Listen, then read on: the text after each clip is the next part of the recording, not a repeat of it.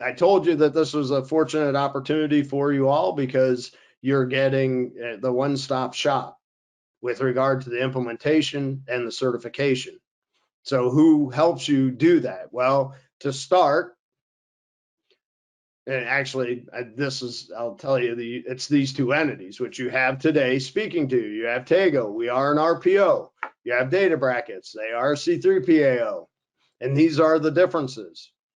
I will talk over them and tell you that the number one thing about the RPO is that we are certified and trained by CyberAB, the organization that has been asked by the DoD to manage this process, in the assessment and the requirements and the framework and the interpretation of controls in 171, so that we're trained in that so that we can actually assess you against that.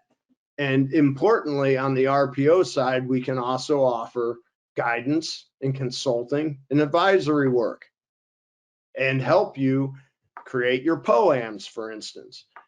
Recommend specific actions that you can take to address the gaps that we've identified. Make sure that the actions you are taking address those gaps. That's an important piece.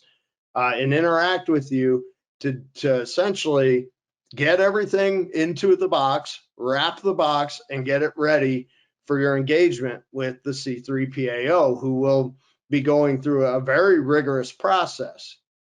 And I want you to see, when you hear Srini talking, to know that the RPO is going to be helping you get all of your ducks in a row so that that process will be successful. We mentioned the self-attestation. We mentioned this process of engaging the RPO. Here's the thing, the self-attestation, I welcome you to do that.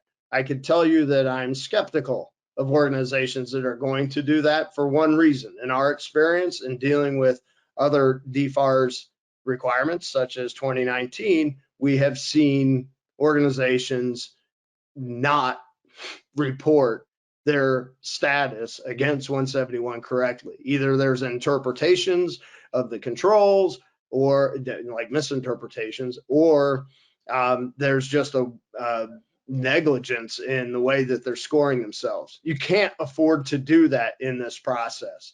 Bringing in an RPO, we are certified information systems auditors. We have 2 codes of ethics, of the CMMC and the ISACA code of ethics, that we're going to be operating under to make sure that what we're looking at is what needs to be done, and protecting you from the False Claims Act.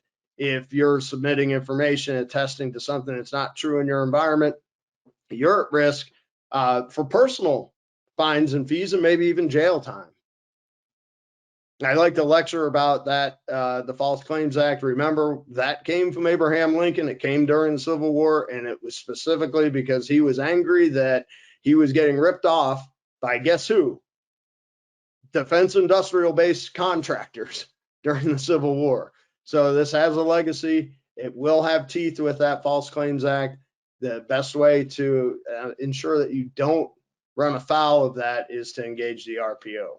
In addition to the fact that we're going to set you up nicely so that your engagement with databrackets is efficient and will yield few, if any, plans of action or milestone.